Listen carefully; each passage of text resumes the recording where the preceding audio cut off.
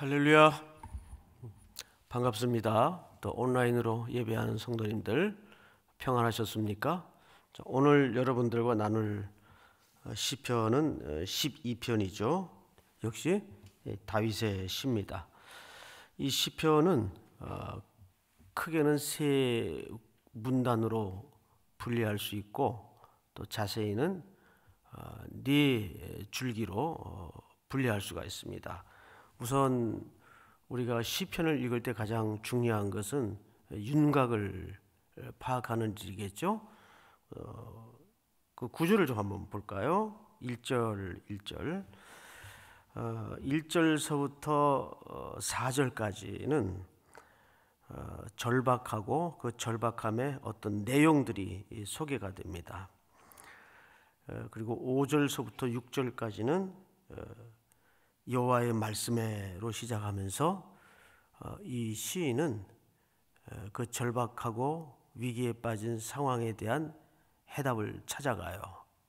그리고 7절서부터 8절까지는 그 해답을 붙들고 안전함과 완전함에 대한 확신을 가지고 이 기도를 마무리합니다. 이 기도는 수천 년 전 한 시인의 고백을 뛰어넘어서 오늘 비슷한 그리고 절박한 세상을 살아가는 우리 성도들에게도 여전히 강력한 원리가 되고 적용의 말씀이 되기를 축원합니다. 자, 그러면 1절서부터 좀 보도록 하십시다. 1절 여호와여 도우소서. 이 한마디는 사실 이 시의 모든 것을 담아내고 있어요. 갑작스럽고 긴박하고 절박함이 고스란히 묻어나오는 시적 표현이죠. 단도직입적이에요. 여호와여 도우소서. 뭐 앞에 왜 도와달라는지 뭐 때문에 이렇게 긴박한지 1절 그렇게 설명할 여유가 없어요. 그냥 단도직입적으로 뭐 우리식으로 표현하면 이런 거겠죠. 고두절미하고 아버지 저 좀 도와주세요. 그래도 하나님이 알까요? 모를까요? 압니다. 주님께서는 앞에 그렇게 화려하고 긴 설명과 미사 여구가 없어도 이 단말마적인 외마디 비명 한마디라도 주님은 모든 우리의 속사정을 다 알고 계십니다. 그래서 우리는 이 시인이 무엇 때문에 이렇게 절박한가 더 궁금해지지 않아요? 그 이유를 좀 보십시다.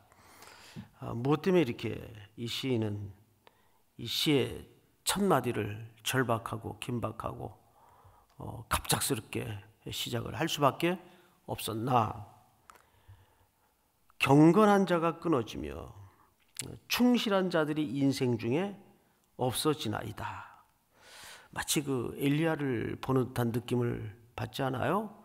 엘리야도 시대와 맞춰서 외롭게 고분분투하다가 그는 결국 광야 한복판에 두루눕죠. 로뎀 나무 밑에서 그는 이제 나만 홀로 남았습니다. 나만 홀로 남았습니다. 내 생명이 넉넉하오니 거두시옵소서.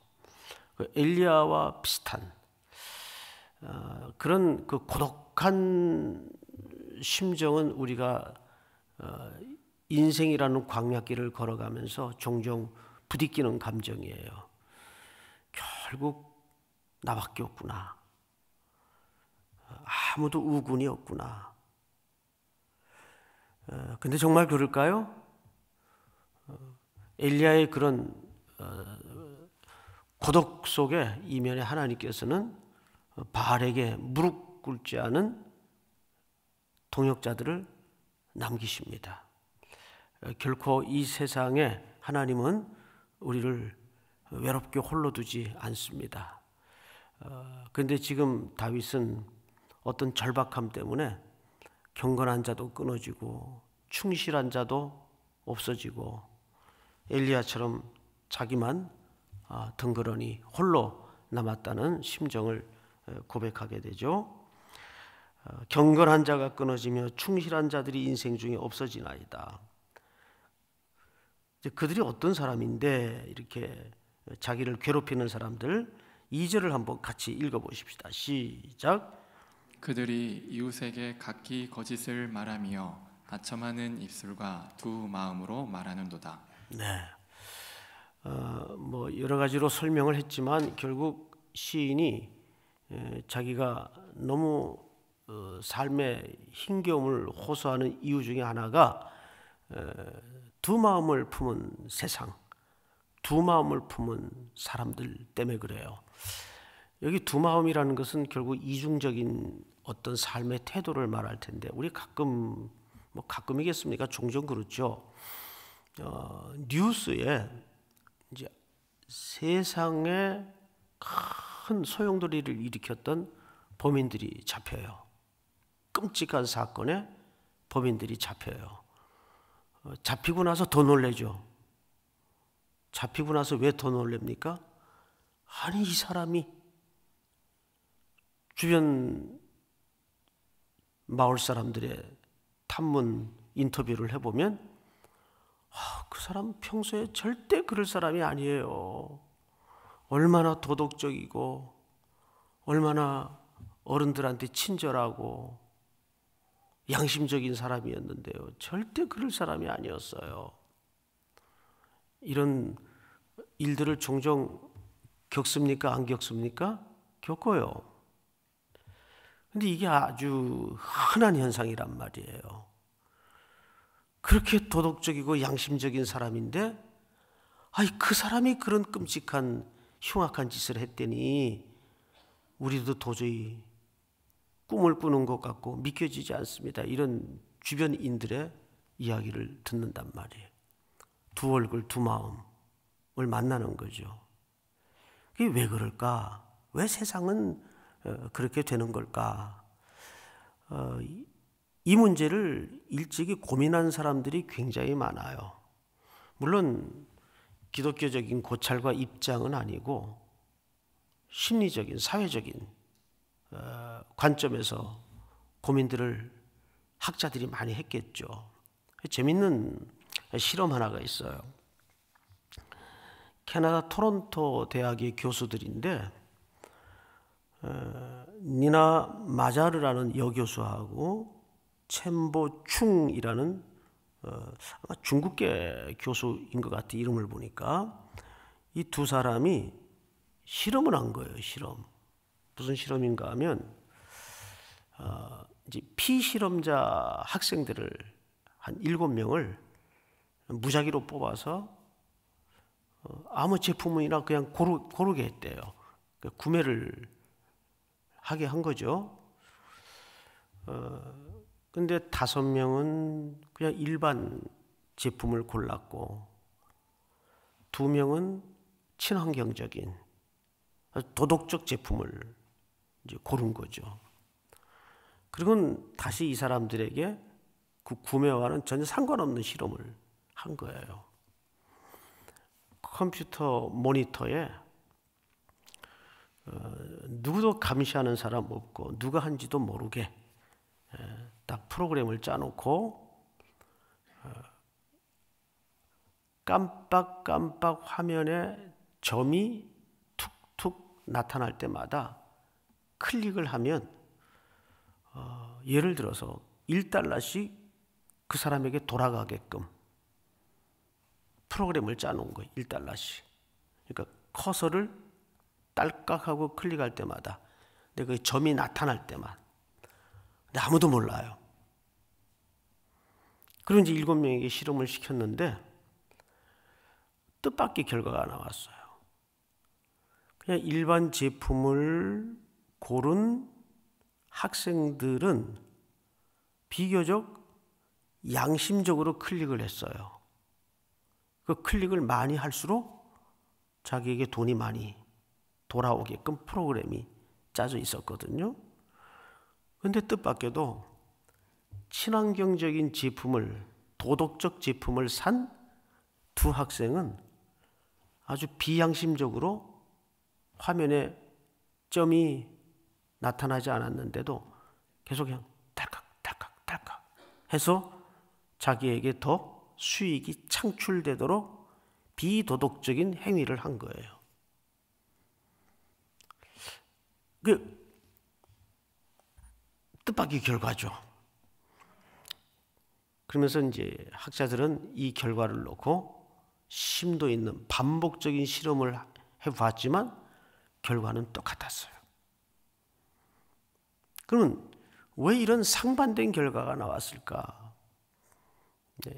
인간의 내면에는 도덕적 자기 기준이라는 게 있다는 거죠. 해서 예를 들어서 아주 쉽게 예를 들면 내가 건강기구 위에서 4시간 땀을 흘렸어요. 그러면 4시간 정도 내가 건강을 위해서 땀을 흘렸으니까 케이크 한 조각 정도 먹어도 충분히 괜찮겠지 라는 그 도덕적 허가 심리가 우리 속에 있다는 거예요. 쉽게 얘기하면. 근데 이게 단순히 그 영역에서뿐만 아니라 우리의 모든 양심의 세계와 도덕적 세계에 다 이런 심리가 작용이 된다는 거죠. 근데 정말 그런 것 같아요. 그러니까 이게 그대로 반영을 하자면 도덕적이고 양심적인 사람일수록 뒤에서 더 그런 도덕적 허가 심리 때문에 더 엉뚱한 짓들을 전혀 거리낌 없이 할 수 있다는 거예요. 이게 이제 사회 심리학자들이 연구 결과입니다. 이 세상이 그래요.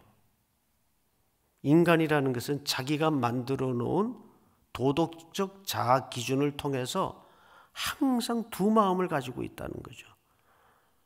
근데 우리 회사가 이 정도 사회에 어려운데 기부를 했으니까 이 정도 부정행위쯤은 해서 회계 장부를 조작한다든지. 그래서 그게 사회 범죄 현상으로 들통이 나가지고 조사를 해보면 이 회사가 사회에 선한 기여를 또 엄청 해요. 이게 이제 도덕적 허가 심리라는 거예요. 오늘 이 시인은 그렇게 알다가도 모를 세상 속에서 두 마음을 품은 세상 속에서 뭔가 지금 혼란에 빠져 있는 거예요. 그래서 오늘 시인은 이렇게 고백합니다. 그들이 이웃에게 각기 거짓을 말하며 아첨하는 입술과 두 마음으로 말하는도다. 두 마음으로 말하는도다. 여호와께서 모든 아첨하는 입술과 자랑하는 혀를 끊으시리니. 4절 한번 같이 읽을까요? 시작. 그들이 말하기를 우리의 혀가 이기리라. 우리 입술은 우리 것이니 우리를 주관할 자 누구리요 하미로다. 최종적인 자신들의 승리를 확신합니다. 4절에서 거만한 자들의 늘 맹랑한 자기 결론이죠. 그런데 이제 드디어 5절서부터 시인은 답을 찾아가요. 이렇게 절박히 부르짖는 가운데 답을 찾아가는데 5절 말씀을 좀 읽겠습니다. 여호와의 말씀에 가련한 자들의 눌림과 궁핍한 자들의 탄식으로 말미암아 내가 이제 일어나 그가 원하는 안전지대에 두리라 하시도다. 자, 이 말씀을 자기가 심리적으로 생각하고 고안한 결론입니까? 어떤 것에 근거해서 지금 확신을 찾아가는 겁니까? 여호와의 말씀에 안전지대에 두는 것도 중요하고 또 그를 구원하시는 것도 중요하지만 이 시인이 어디에서 그 비밀을, 그 확신을, 그 근거를 실마리를 풀어가는 거죠? 하나님의 말씀에. 오늘 이 말씀을 우리가 같이 이제 묵상하면서 드는 생각은, 또 머물러야 되는 자리는 뭐냐면, 앞서도 설명을 드렸지만 이 세상은 예레미야의 고백처럼 만물보다 거짓되고 부패한 세상이에요. 의인은 없나니 하나도 없어요. 결국 무언가를 선한 행위를 하는 것 같지만 그 이면에는 결국 자기 기준이고 자기 주장이고 자기 이익이에요. 인간은 어쩔 수가 없어요. 타락 이후에 타락한 아담의 후손들은 결국 두 마음을 품고 살아가는 거죠. 근데 그 가운데에서, 그래서 오늘 이 시를 앞뒤 카이조 용법에 의해서 조사를 해보면 1절에 중요한 키워드가 뭔지 아십니까? 1절을 한번 보십시다. 다시. 여호와여 도우소서, 경건한 자가 끊어지며 충실한 자들이 어디 중에 없어지나이다? 인생 중에. 그래서 인생 중에. 근데 이 본문이 뭘로 끝나는가를 잘 보세요. 8절 제가 읽겠습니다. 비열함이 인생 중에 높임을 받는 때에. 지금 이 시편 12편은 바로 그런 비열함이 가득한 인생 중에 벌어지고 있는 일이에요. 어떤 특별한 무슨 달나라에서 벌어지고 있는 일이 아니란 말이에요. 우리 인생 중에 벌어지고 있는 일입니다. 그럼 그 인생 중에 모든 스케치된 핵심 그림은 두 마음이에요. 항상 세상은 두 마음이에요. 그 속에 던져진 하나님의 백성들은 내 도덕적인 수양과 함양으로 답을 찾아갈 수 있는가? 없다는 거죠. 그러면서 오늘 우리에게 던져주는 굵은 키는 여호와의 말씀에, 여호와의 말씀에. 믿으십니까? 그래서 우리는 이 말씀 없이는 다 똑같아요. 살아있는 능력의 말씀이 우리를 붙잡고 우리를 버티게 하는 거지, 그 사람이 도덕적으로 좀 누구보다 낫고 못한 것은 없어요. 해 아래의 인생은 다 헛된 것을 쫓아다니는 불나비 같아요. 그래서 오늘 시인이 이렇게 이야기를 합니다. 6절 제가 읽겠습니다. 여호와의 말씀은, 그렇게 돼 있죠. 여호와의 말씀은 또 순결하며 흑도가니에 7번 단련한 은 같도다. 왜 7번입니까? 7번은 항상 성경에서 완전수, 충족수입니다. 그래서 하나님이 세상을 7일 동안 창조하시고 안식을 주신 거예요. 그 안식이 우리에게 안전하고 충족된 날이다, 그 말이에요. 믿습니까? 근데 무엇을 이렇게 빗대었죠? 여호와의 말씀, 하나님의 말씀. 그래서 우리가 어떤 상황 속에서도 이 코로나 사태와 같은 혼란스러운, 이번에 이 코로나 사태를 겪으면서 모두가, 특별히 교회가 큰 충격을 받았어요. 야, 이럴 때가 다 있구나. 목사님들도 만나는 목사님들마다 살다가 참 별 목회를 다 해본다, 그런 표현들을 써요. 대한민국 교회가 얼마나 예배를 소중히 여기고 신앙을 중요하게 생각합니까?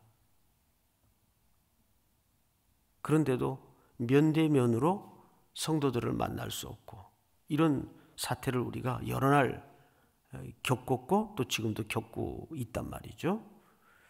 그래서 결국 이럴 때 우리는 참 모든 게 혼란스러워요. 뭐가 누구 말이 옳은 건지, 그러나 누구 말이 옳으냐 틀리냐의 그런 구조보다는 이럴 때일수록 온 교회가 더 본질적인 것에 착근해서 하나님의 말씀은 우리에게 어떤 해답을 주시는가, 말씀에 집착하고 집중할 수 있는 여러분들의 일상이 되기를 축복합니다.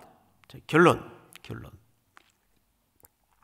7절입니다. 여호와여 그들을 지키사 이 세대로부터 영원까지 보존하시리이다.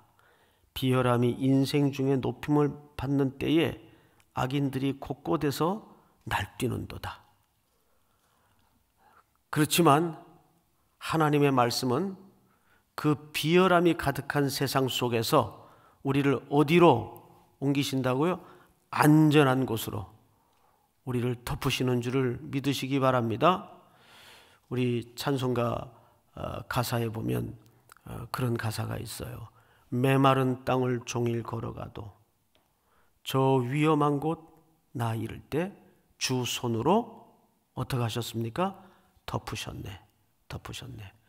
이 비열함이 가득한 날뛰는 세상은 주님 다시 오시는 그 순간까지 더 맹렬하게 우리를 혼란에 빠뜨릴 기세를 누그러뜨리지 않을 겁니다. 이럴 때일수록 더욱 우리는 어떤 누가 말하는 언어의 혼란에 빠지지 말고 하나님의 7번 단련한 말씀에 더 착근하고 집착해서 그 말씀의 원리를 붙들어가는 우리 한국교회와 우리 사멜의 성도들이 될 수 있기를 주의 이름으로 축복합니다. 우리 다 같이 통성으로 소리내서 기도하시다가 일어서겠는데요. 2가지 제목을 드립니다. 첫 번째, 이 코로나 사태가 소멸되기 위해서는 결국 백신이 개발이 돼야 됩니다. 속히 물론 간단한 문제는 아니지만 하나님의 지혜를 통해서 이 코로나 백신이 속히 과학자들에 의해서 또 개발될 수 있도록 도와주시고, 무엇보다도 저개발 국가 또 어려운 나라들에게 이 코로나 사태가 더 재앙입니다. 그들에게도 하나님의 자비가 임하게 하시며, 또 오늘 주신 말씀 붙들고 이렇게 비열함과 두마음이 가득한 세상에 도덕적인 것 같지만 그 이면에는 결국 자기 이익을 추구하는 이 두 얼굴의 세상에 우리는 혼란과 멘붕에 빠질 때가 있는데, 그럴 때일수록 우리가 주의 원리를 붙드는 복된 성도들이 될 수 있도록 함께해 주시옵소서. 우리 다 같이 통성으로 기도하시다가 각자 일어나시기 바랍니다. 사랑하시는 하나님 아버지, 감사합니다. 오늘도 복된 아침을 주시고 주시는 말씀을 붙들고 다시 한번 용기를 얻도록 은혜 주신 것을 감사합니다. 비열함과 거짓이 가득한 세상 속에 하나님의 말씀만이 우리의 영원한 해답이며 우리가 서야 될 근거임을 기억할 수 있도록 함께해 주시옵기를 간절히